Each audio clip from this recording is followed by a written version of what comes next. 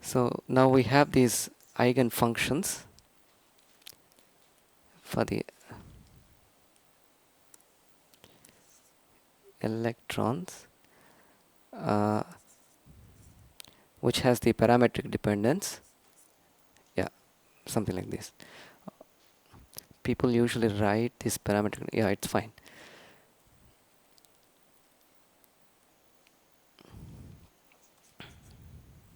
Okay.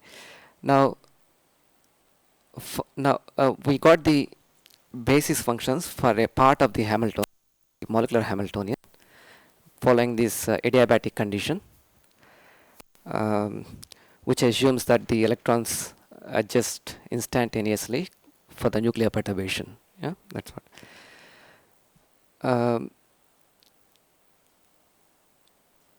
Then, so what about molecular answers? Now, our goal is actually to get the answers for this particular to solve the time dependence regression. We are trying to get the initial ansatz for this molecular wave function. So we solved the part of it. We got the, so which means that we got an eigenbasis, which in a sense is complete for the electronic Hamiltonian, the fast moving component. Now we can use that eigenbasis to expand our general wave function, general molecular wave function, right? So which means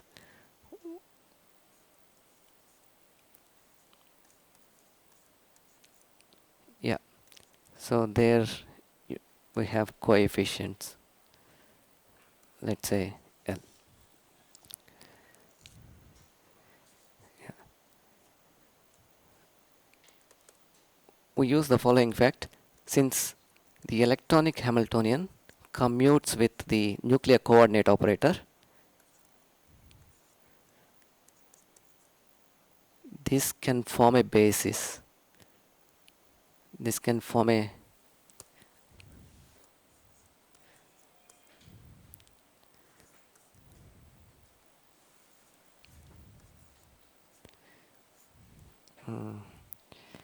sorry.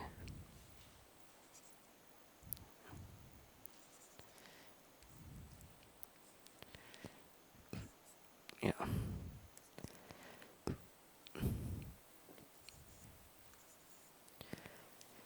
Yeah.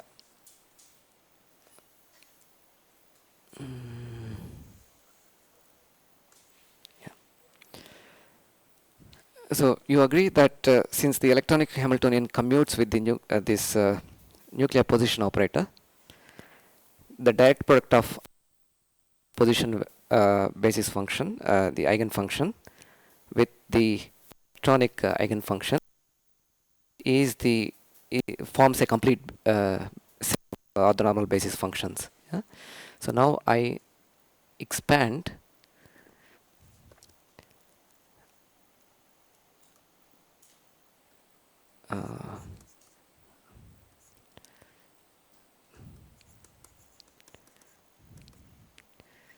yeah, it's the same wave function, sorry.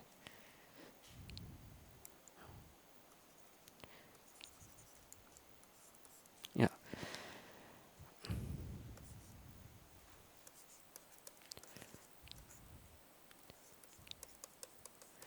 Our initial definition.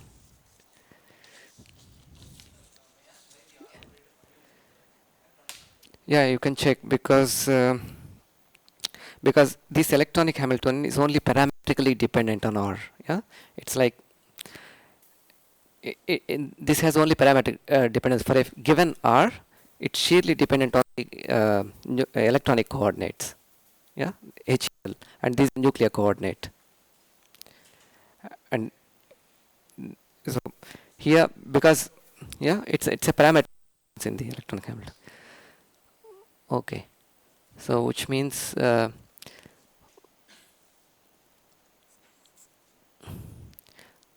so this forms now a complete set of orthonormal basis, complete set of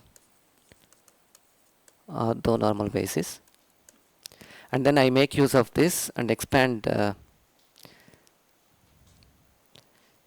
Sorry, so I insert completeness relation here.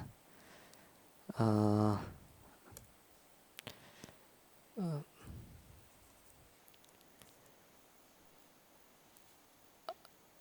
R, sorry,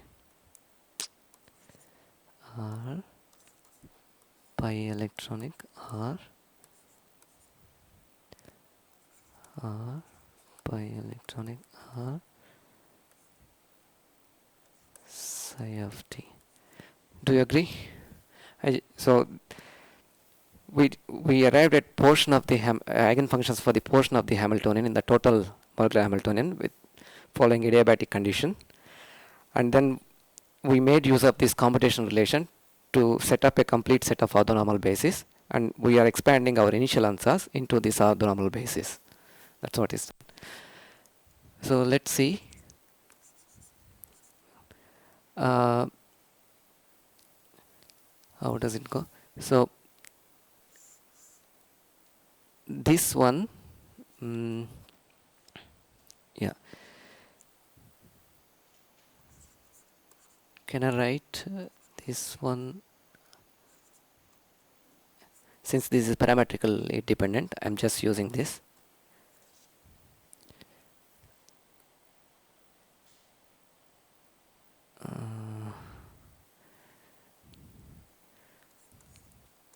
KLF R comma T. So do you agree this? Can you check?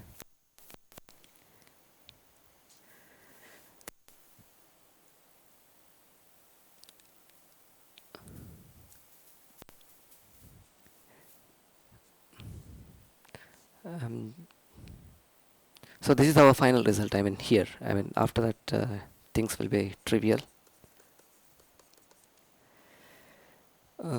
I'm just inserting the complete set of states in here with this parametric dependence. So this is the complete set of states. And then pi L of R comma R. Okay, I made a mistake here.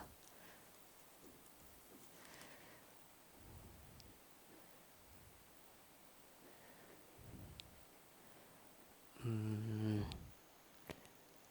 think it's this one.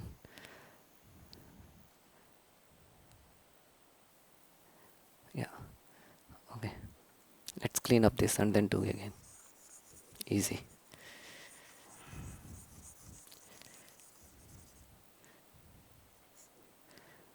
R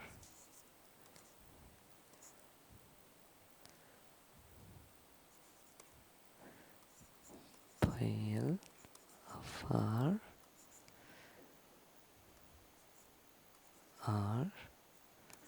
pi L of R, and then you have R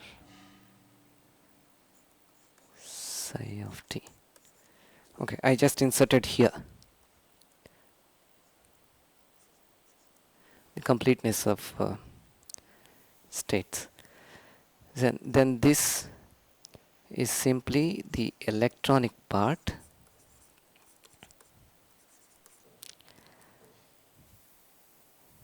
parametrically dependent on the nuclear coordinate,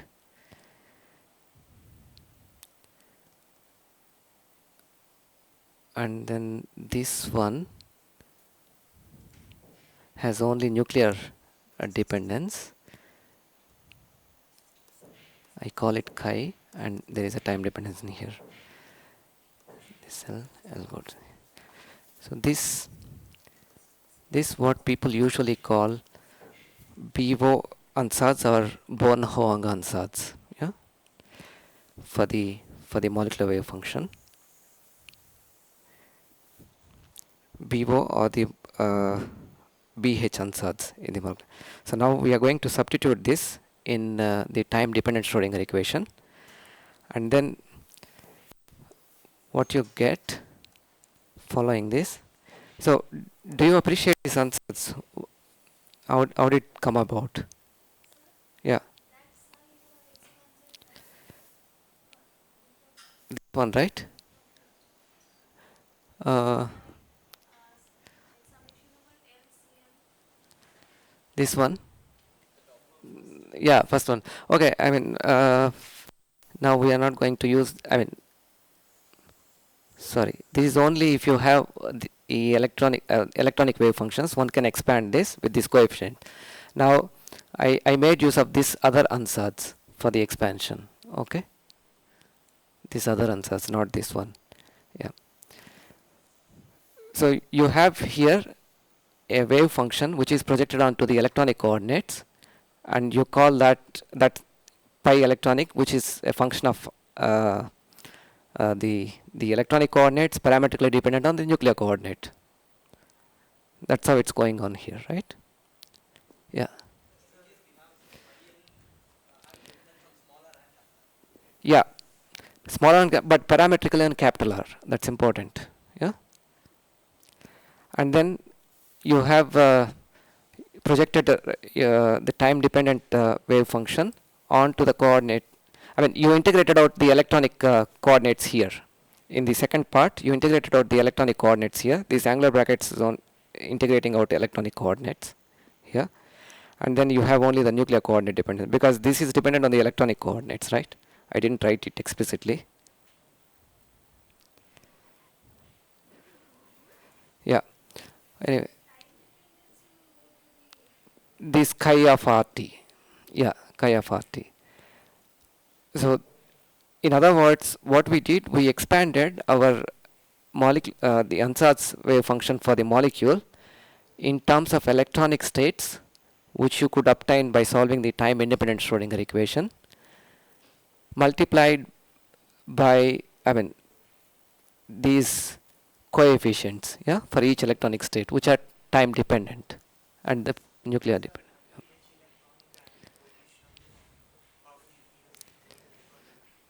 Yeah.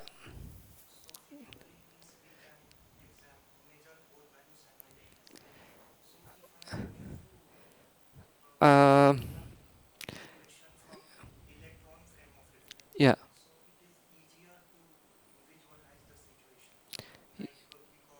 Yeah. Yeah.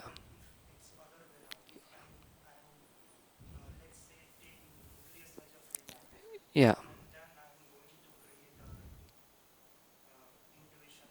Yeah. Uh, I mean, forget about physical intuition. Just mathematics says, okay, the electronic Hamilton is parametrically dependent. Yeah, which means that, so this is completely, for a given R, this is completely independent of R, right? It's only dependent on the electronic coordinates, and then you have nuclear position operator. So these two are now two independent compatible observers. So it's violating any uncertainty principle, because it's adiabatic condition. Adiabatic condition. That's what I feel. If any comments from experts, that would be fantastic. Is it violating an uncertainty principle, this commutation relation?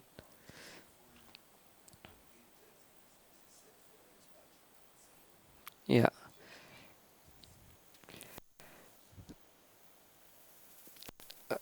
Yeah. Yeah.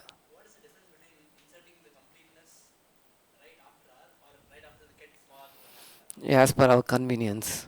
I mean, here, yeah, yeah, uh, here that's how Born Huang arrived at their expression, and they are, so now it speaks something, right? You have electronic wave function which you could get from time independent Schrodinger equation, and then you expand your molecular wave function in this basis of electronic wave functions with these coefficients which are sheerly dependent on the nuclear coordinates, and the time evolution is governed by these nuclear components. Yeah. Okay. So let's move on. Um, so if you could substitute that into time dependent Schrodinger equation, this ansatz, and then inner product with the bra electronic wave functions, you could get directly this time dependent Schrodinger equation for the coefficients.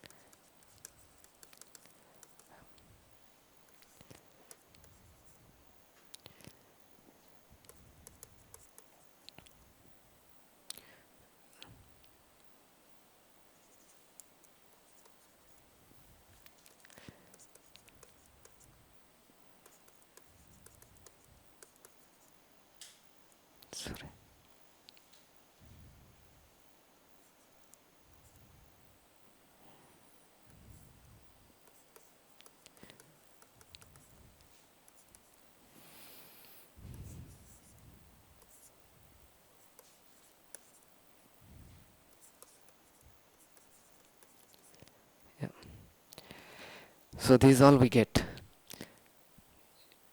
You see here already the time evolution of one of these coefficients is the nuclear part. It's the coefficient. That's the coefficient sitting in the unsatz, if you remember. So because when we plug in this into the this unsatz into the time dependent Schrodinger equation, what would get is the time dependent. Time dependence is only in the coefficients. We get the equation for the time dependent. Time dependence of these coefficients. That's all. This is a standard procedure of obtaining how coefficients evolve by substituting an ansatz and then multiplying from left with a bra of electronic wave function, using orthonormality and Leibniz theorem for the second derivative and things like this. Okay. Okay. So the nuclear component, one of the nuclear components or one of the coefficients evolve. The evolution of one of the coefficients depends on the evolution of all other coefficients. So in some sense, these CKLs couple two different nuclear amplitudes. Yeah. If we just make it CKL to 0, what does it happen? How does it go? It's very trivial. You have the nuclear kinetic energy sitting in here, and you have the energies that comes from electronic Schrodinger equation, time independent Schrodinger equation, and that's all. That's all your Hamiltonian is. And then you solve for these coefficients and put that back in your time, the initial ansatz, and you have solved for the time psi of t, right? So keep making these coefficients to 0 is what is called Born-Oppenheimer approximation. Okay. So dropping these terms here is BO approximation. So the nuclear amplitude is not coupled to any of the nuclear amplitudes. But it just evolves on a single electronic state. That's what. So let's examine what these coefficients look like.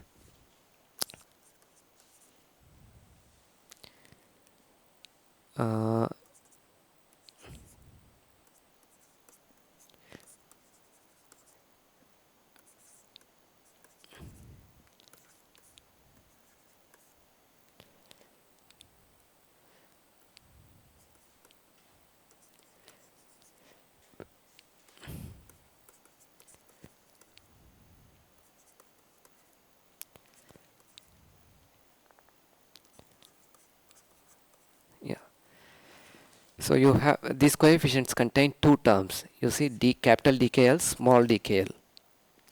Yeah, and this capital DKL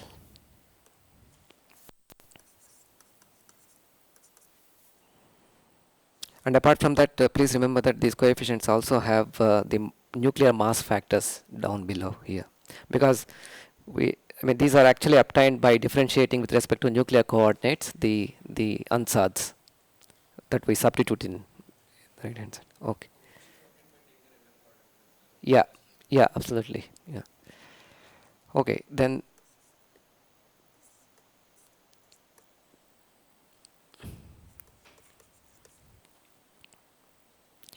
I would better write this parametric dependence carefully.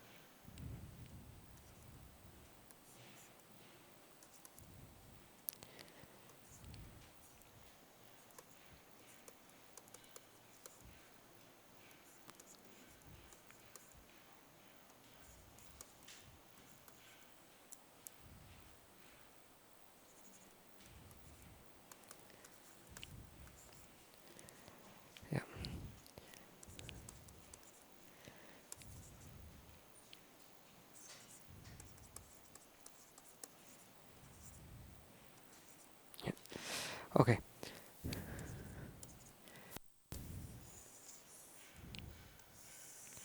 So these are what are called non-adiabatic coupling elements.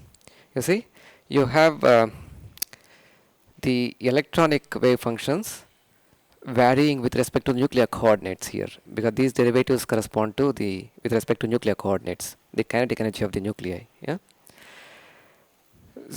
Uh, if we carefully observe dKl, and one can rewrite this, let's say differentiating the electronic Schrodinger equation, and this term can be slightly rewritten, so-called Hellman-Feynman uh, relation. Okay, the name doesn't matter, but let's see how actually it looks like.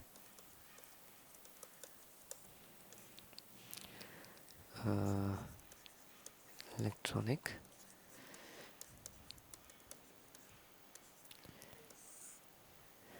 let's say EK minus EL.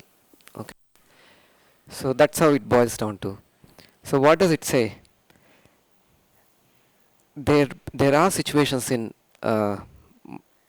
molecules where dropping of these terms cannot be considered, particularly when you have EK and EL are equal. These terms blow up and contribute to these coefficients in here, right? Sorry.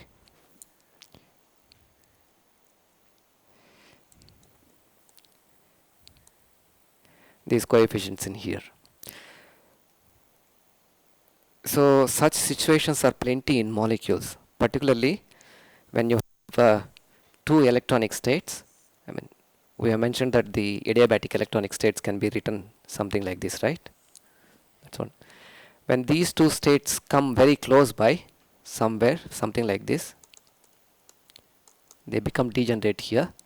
There, the variation in the electronic wave function with respect to nuclear coordinates is non-trivial and is singular. I mean, this term becomes singular, so one cannot neglect them. Okay, so what's the resolution for this? So we resort to different representation for treating such non-adiabatic couplings, adiabatic or diabatic. I mean, right now we are in the adiabatic representation. So there is another alternative representation called diabatic representation, where these couplings can be transformed away and then or can be made minimal, but the price that we have to pay is that the couplings show up in the potential energy part, because if we find a nice transformation that removes these singularities and then makes these coupling elements minimal, but the potential energy part assumes the non-adiabatic coupling part. Yeah. So in other words, we can find a way to transform these derivative couplings to coordinate dependent couplings simply. So that's all unit. So that's called diabatic representation, but let's not get into the. So where do you find such situations in molecule where these terms blow up? Can you I mean, from your intuition, can you guess? Let's say if you have two electronic states, well separated energy, you don't find, which is usually the case with the ground state of the molecular system. That's usually well separated with the rest of the electronic states in molecules. But if you have excited molecular phenomena where you have multiple electronic states, which may be lying very close to each other of the order of vibrational frequencies, in such a case, what happens? This adiabatic approximation, what we assumed to start with, doesn't hold. So it's very, I mean, these two come in resonance and transfer energy and population and things like that. So two electronic states can be connected by these nuclear motions, I would say. So in other words, maybe I can just, so what happens, why do you get this? So in other words, when you have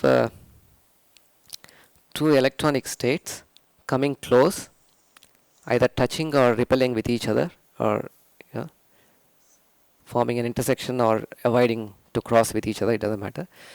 So now the electronic energy gap at this position is almost equal to the, let's say, vibrational frequency, right? So in around this region, you may expect to say that the electrons have, when it reached this region, electrons have become slowed down, yeah, in some sense. So they strongly, nuclear and electrons, the frequencies of these two motions, the time scales of these two motions are almost equal, I would say. And then there is a resonance happening between these two motions. So strong coupling happens between these two motions. Yeah. So such situations are plenty in photoexcited state phenomena. Yeah, where you have as you go up in energy, the energy states get cluttered up, and then they come close by, and then one needs to take these non-adiabatic couplings into account and deal with the consequences that they pose, okay, on molecular dynamics. So that's what vibronic coupling uh, means. How do you, I mean, technically deal with is the rest of the story. Okay, let's then switch to some examples. What kind of consequences that they can actually present, yeah, for a real molecular dynamics. Do we need to take some gap, or can we continue? Yeah. Time dependency is still there, no, in that equation. So it's the time dependency of these these coefficients that is influenced by the CKLs, which are the couplings, the first derivative coupling, second derivative couplings. Yeah. So these coefficients actually connect nuclear amplitude. I mean, this is a nuclear amplitude on one electronic state, and this is a nuclear amplitude on the other electronic state. Because remember, these are the coefficients of different electronic states in that unsatz, right? So chi k is a coefficient associated with one electronic wave function. Chi L is a coefficient. So these are two nuclear amplitudes pertaining to two different electronic states. They are connected, strongly connected. So they influence each other's motion via these coupling elements, CKLs. So they will not be negligible in the cases where the potential energy surfaces avoid crossing each other or come close to each other. So in that case, one needs to solve this coupled time dependent Schrodinger equation. That's what non-adiabatic dynamics people do. Yeah, I'll show you what I mean when you solve such an equation. What are the consequences? Yeah. Yeah.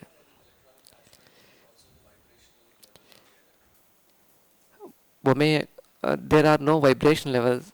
What do you mean?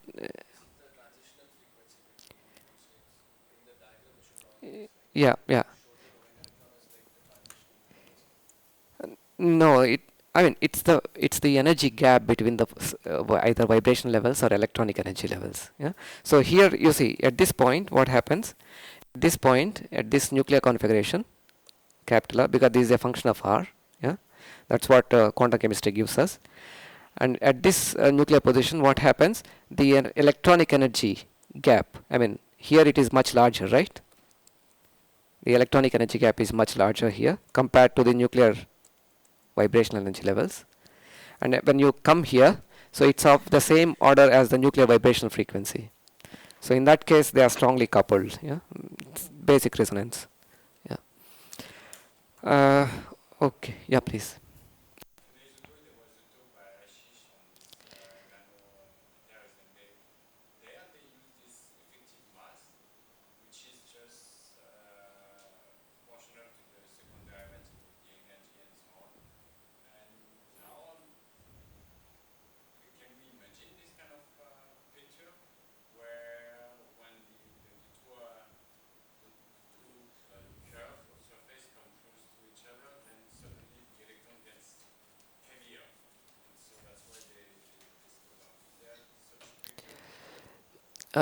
I mean, this comes to the solid state picture, right? I mean, you have the bands, you have the band structure, and in the valence band and conducting, this electron gets this pseudo mass, and then, yeah.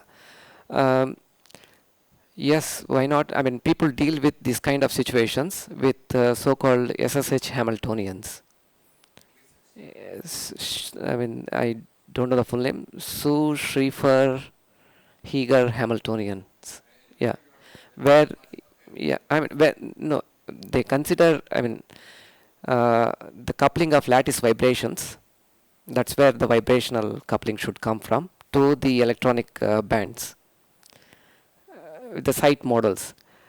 I'm not familiar with the technicalities, but you have this coupling term, vibronic coupling term, even in there. Yeah. There is no electron vibration.